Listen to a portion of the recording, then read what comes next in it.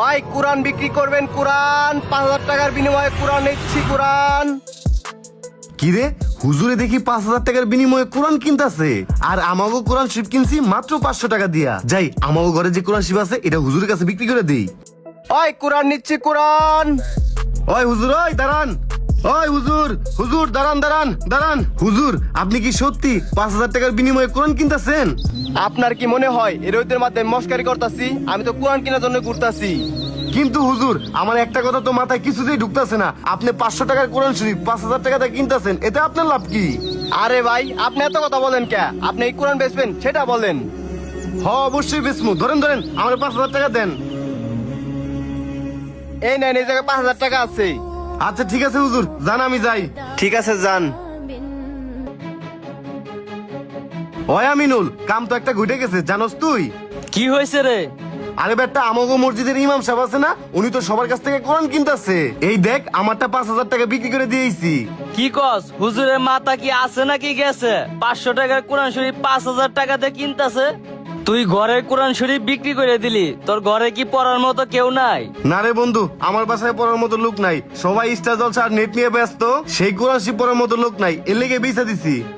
ঘরের কোরআন শরীফ না পড়লে সেই কোরআন শরীফ ঘরের লোকজনের উপর অভিশাপ দেয়। আমার ঘরে আমার মা বোন প্রতিনিয়ত কোরআন শরীফ প্রতিদিন পড়ে, তাই আমি এই কোরআন শরীফ 5,000 কেন 10,000 টাকা দিল এই কোরআন শরীফ আমি বিক্রি করবো না। আচ্ছা বন্ধু, বেচা যেহেতু ফালাইছি আর কি করার, থাক বন্ধু, আমার কাম আছে, আমি যাই। ঠিক আছে, যা। কোরআন বিক্রি করবেন, কোরআন। এই কোরআন বিক্রি করবেন। হুজুর দাঁড়ান, আপনি কি কোরআন কিনতেছেন? হ, আমি তো কোরআন কিনতাছি। কেন, আপনার কাছে কি কোরআন আছে? ভাই, আমার বাসায় একটা কোরআন আছে, কেউ পড়ে না। দাঁড়ান, আমি নিয়ে আসতেছি। আচ্ছা, আপনি যান, আমি এই জায়গায় দাঁড়ায় আছি। উফ, কি গরম। হুজুর, এই লন কোরআন। আচ্ছা দাঁড়ান, আমি টাকা দিতেছি। এই নেন টাকা, আপনি থাকেন, আমি যাই। আচ্ছা ঠিক আছে। হুজুর কি পাগল টাগল হয়েছে নাকি? 500 টাকার কোরআন 5,000 টাকা দিয়ে কিনতেছে। যাক, ওটা যেহেতু পড়েই থাকে বাসায়, কেউ পড়ে না, বেঁচে দিছি, ভালোই হয়েছে। ওই হুজুর, কোরআন। ওই হুজুর, হুজুর ওই দাঁড়ান। কোরআন। আমি শুনলাম আপনি নাকি পুরা এলাকা ঘুরা কোরআন কিনতাছেন। এই যে আমার কোরআন নেন। কি ভাই, আপনিও কোরআন বিক্রি করবেন? আচ্ছা দাঁড়ান, আমি টাকা দিতেছি। এই নেন ভাই। হাই রে মানুষ। 5,000 টাকা পায়া ভালোই হইলো। কোরআন তো বাসায় পইরাই থাকে, যাই 5,000 টাকা নেয়া বন্ধু বান্ধবের সাথে চিল করিগা।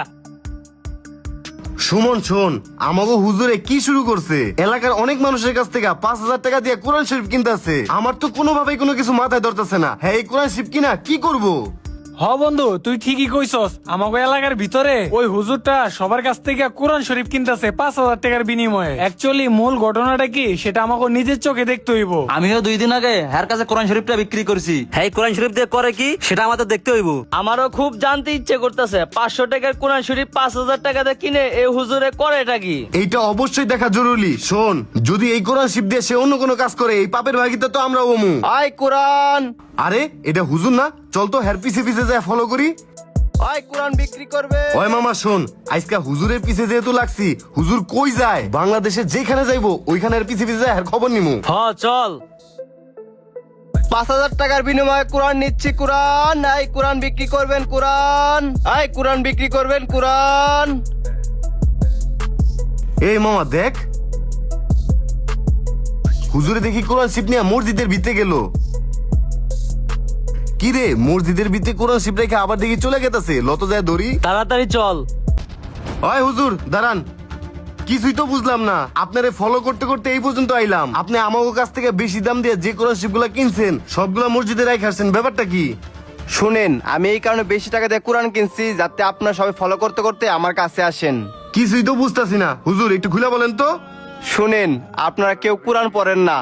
আমাদের প্রত্যেকের ঘরে একটা করে কোরআন থাকে। সেই কোরআনের উপর ধুলোবালুর আস্তর জমে। সেই ধুলোবালু পরিষ্কার করার মতন একজন লোককে খুঁজে পাওয়া যায় না। কোরআন এমন একটা বাণী যা দেখলেও সওয়াব আছে, শুনলেও সওয়াব আছে, পড়লেও সওয়াব আছে। আর আপনারা বেশি টাকার জন্য কোরআন বিক্রি করে দিলেন। যারা কোরআন পড়তে পারে তারা যদি সেই কোরআন শরীফ না পড়ে, সেই কোরআন আল্লাহর কাছে অভিশাপ দেয়, ওয়াদা করে। আর যারা কোরআন শরীফ প্রতিনিয়ত প্রতিদিন পড়ে তাদের জন্য কোরআন শরীফ কিয়ামতের ময়দানে সুপারিশ করবে। তাদের কবরের আযাব বন্ধ করার জন্য সেই কোরআন শরীফ ঢাল হিসেবে কাজ করবে। আর পৃথিবীতে যত বই পুস্তক আছে সবগুলো যদি পড়তে পড়তে মুখ দিয়ে ফেনাও বের হয়ে যায়, তারপরও একটা সওয়াবও পাবি না। আর যদি কোরআন পড়স, প্রত্যেকটা হরফে হরফে 10টা করে নেকি পাবি। তাই আমাদের উচিত যারা কোরআন পড়তে পারে তারা যেন প্রতিদিন কোরআন শরীফ পড়ে, আর যারা পড়তে পারে না তারা যেন কোরআন শিক্ষা গ্রহণ করে। তাই আমি সবার উদ্দেশ্যে বলবো, আপনারা ঘরে কোরআন ফালিয়ে না রেখে পড়ার চেষ্টা করুন। হ বন্ধু, তুই ঠিকই কইছস, হুজুরের কথাও ঠিক আছে। আমরা এমন একটা জেনারেশনে আইসা পড়ছি, এখন সবাই ইন্টারনেট আর ইস্টা জলসা নিয়ে পড়ে থাকে, কেউ সেই কোরআন শিব পড়ে না। ধুলোবালির আস্তর পরে, কিন্তু সেটা যত্ন নেওয়ার মতো কেউই থাকে না। আমি আমার ভুলটা বুঝতে পারছি, আমি সবসময় চেষ্টা করবো আমার পরিবারে যারা আছে তারা জানি নিয়মিত কোরআন পড়ে। হুজুর, আমিও আমার ভুলটা বুঝতে পারছি, এরকম ভুল আর জীবনও করবো না। হুজুর, আপনি যে কথা বলছেন আমরা আপনার প্রত্যেকটা কথা অক্ষরে অক্ষরে পালন করব। আর হুজুর, এখন তো আসরে নামাজের সময় হয়ে গেছে, চলেন সবাই জামাতের সাথে একসাথে নামাজটা পড়ি। আর আমাদের যত কোরআন শিব আছে সব আমরা ফেরত নিয়ে আসবো, সবাইকে ঠিক মতো পড়তে বলবো, আর আমিও পড়বো। চলেন হুজুর। চলেন। গাইস, এই ব্যস্ত দুনিয়ায় সবার সব জায়গায় সময় হলেও সময় হয় না শুধু সেই পবিত্র কোরআনটিকে খুলে পড়ার মতো।